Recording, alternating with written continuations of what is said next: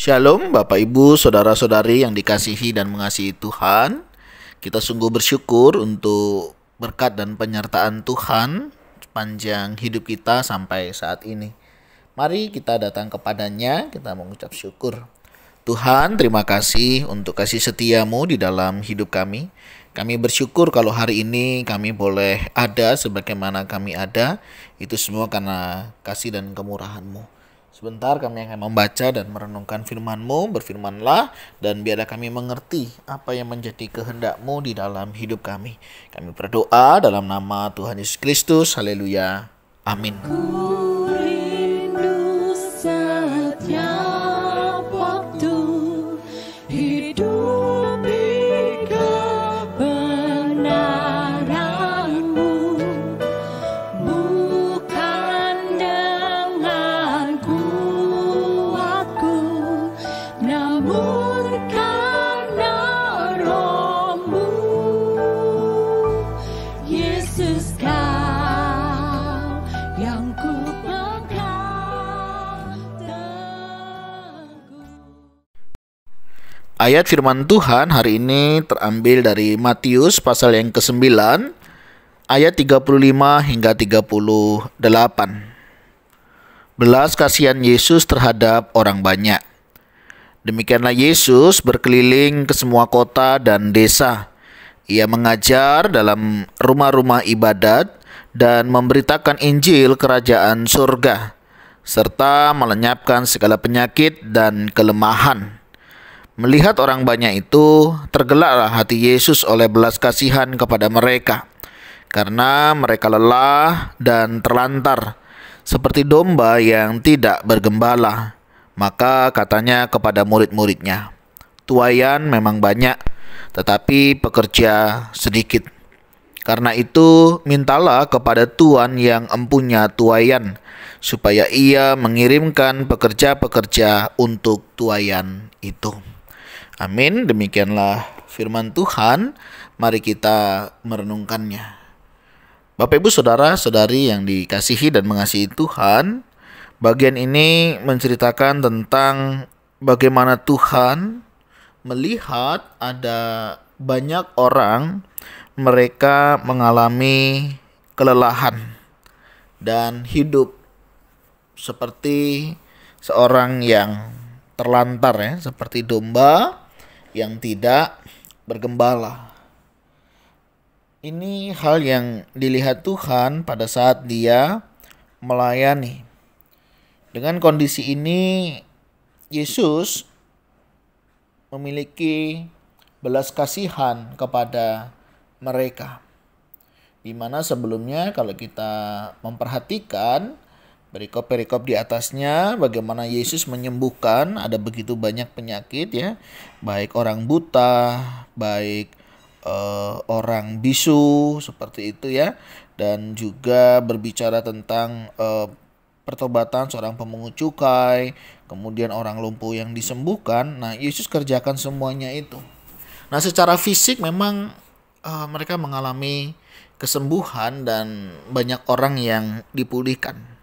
Tetapi lebih dalam daripada itu, Tuhan juga menjamah roh jiwa mereka, sehingga roh mereka pun boleh mengalami Tuhan dan mereka boleh memuliakan nama Tuhan. Nah, Bapak Ibu Saudara, hal inilah yang Yesus lihat di dalam perjalanan pelayanannya, sehingga dengan belas kasihan Yesus memperhatikan mereka. Nah, demikian juga Yesus mau mengajak kita hari ini untuk kita juga diajak untuk melihat orang-orang yang ada di sekitar kita. Kalau ayat 35 dikatakan demikianlah Yesus berkeliling ke semua kota dan desa. Ada satu tindakan memang yang Yesus lihat, dia tidak hanya melihat dirinya sendiri, ya, lingkupnya saja, tapi dia juga melihat sekeliling mereka. Nah, Bapak Ibu Saudara, saya yakin dan percaya keberadaan kita hari ini pun tidak kebetulan. Dimanapun saudara hari ini tinggal, apapun profesi saudara, saya percaya tidak ada sesuatu yang kebetulan ketika kita ada di posisi itu. Nah, oleh sebab itu Tuhan mau mengajak kita juga coba lihat sekeliling kita. Adakah orang-orang yang hari ini mereka sedang mengalami kelelahan? bahkan seperti domba yang tidak memiliki gembala. Nah, saudara, mungkin kita akan menemukan ada banyak orang di sekitar kita yang sedang mengalami situasi dan kondisi ini. Baik mereka yang sudah percaya maupun mereka yang belum percaya kepada Tuhan sebagai Tuhan dan Juru Selamat dalam hidup mereka. Ada dua hal yang bisa kita lakukan. Yang pertama, kita membawa mereka kepada Kristus, supaya mereka boleh mengalami Kristus di dalam hidupnya. Adakah belas kasihan kita juga kepada mereka yang sampai saat ini mereka belum mengenal Tuhan sebagai Juru Selamat dalam hidupnya? Dan mereka pun tidak tahu kemana setelah mereka nanti menghadapi kematian. Adakah belas kasihan kita juga untuk membagikan Injil? Nah, beberapa hari ini tentunya banyak di antara kita yang berjumpa dengan saudara-saudara kita, keluarga kita, yang mungkin banyak di antara mereka yang belum percaya. Adakah belas kasihan kita kepada mereka untuk memberitakan Injil sukacita itu, sehingga mereka boleh mengenal Tuhan? Adakah kehadiran kita waktu berjumpa dengan keluarga membagikan berita sukacita ini, sehingga mereka benar-benar mengalami kemenangan itu? Adakah hati kita melihat belas kasihan Tuhan juga untuk mereka? Dan apakah saudara mau juga membagikan belas kasihan saudara kepada mereka dengan membagikan berita Injil itu? Tuayan memang banyak, tetapi pekerja sedikit. Yang pertama, kita bisa menjadi pekerja itu dan melakukan pekerjaan ini. Ini kesempatan buat kita. Yang kedua, Tuhan katakan, karena itu mintalah kepada Tuhan yang mempunyai tuayan supaya mengirimkan pekerja-pekerja untuk tuayan itu. Bisa kita berdoa kepada Tuhan supaya Tuhan juga mengirimkan pekerja-pekerja itu, karena ladang sudah menguning, siap untuk dituai. Nah saudara, ada dua hal yang bisa kita kerjakan. Satu, kita yang langsung menjadi pekerja itu dengan segala profesi kita, di mana kita akan jauh lebih mudah untuk masuk karena kita tahu keluarga kita tahu saudara kita tahu teman kita selama ini bersama dengan kita, dan kita tahu kalau mereka belum mengenal Tuhan sebagai Juru Selamat, akan jauh lebih mudah untuk kita menceritakan kepada mereka. Yang kedua, kita berdoa untuk para pekerja yang akan Tuhan kirimkan untuk menuai itu. Mari saudara, kita berdoa untuk hal ini. Kita juga berdoa untuk para hamba Tuhan di dalam pelayanannya, di dalam menjangkau jiwa-jiwa untuk memberitakan Injil. Kita berdoa juga untuk para misionaris yang Tuhan juga pakai mereka di berbagai suku, di berbagai wilayah yang ada, baik di Indonesia maupun di luar negeri. Biarlah juga Tuhan memakai mereka, memperlengkapi mereka. Kita juga berdoa untuk keluarga para hamba Tuhan, keluarga para misionaris di dalam melayani, sehingga mereka bersama keluarga juga bisa menjangkau jiwa-jiwa. Mari saudara, milikilah hati belas kasihan seperti Yesus melihat orang banyak pada saat itu. Dan kiranya Tuhan juga memberikan kegelisahan di dalam hati kita ketika kita tidak membagikan berita Injil ini. Tuhan, terima kasih. Beberapa waktu ini ada banyak di antara kami yang berjumpa dengan banyak orang, baik orang yang kami kenal maupun orang yang tidak kami kenal. Kami rindu kebersamaan kami di tengah keluarga, kebersamaan kami di tengah orang-orang yang Kau jumpakan dengan kami.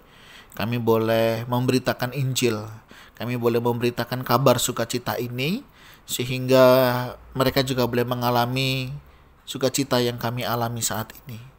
Berikan kami belas kasihan-Mu ya Tuhan, sehingga kami juga boleh memandang mereka dengan belas kasihan, untuk kami membagikan Injil, berita sukacita itu juga kepada mereka.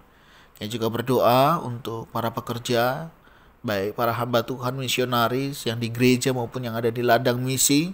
Tuhan juga yang memberkati, berkati keluarganya, berkati pasangan hidup mereka, pasangan yang Tuhan berikan, anak-anak yang juga Tuhan percayakan boleh sehati melayani, dan dengan belas kasihan Tuhan boleh membuka mata hati kami.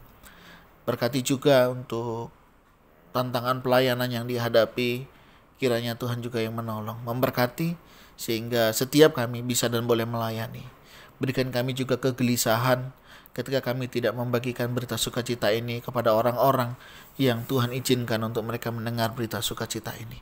Pakailah kami sebagai alat-Mu, pakailah kami sebagai pekerja-pekerja di ladang-Mu dengan segala profesi, dengan segala latar belakang, dengan segala posisi tempat di mana kami saat ini Tuhan tempatkan.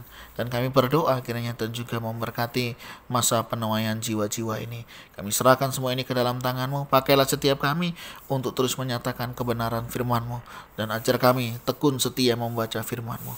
Kami berdoa dan mengucap syukur dan memohon belas kasihan-Mu di dalam nama Tuhan Yesus Kristus. Haleluya. Amin. Demikianlah renungan firman Tuhan hari ini. Kiranya boleh menolong dan memberkati kita, dan kiranya setiap kita memiliki belas kasihan itu. Tuhan Yesus memberkati kita semuanya. Shalom.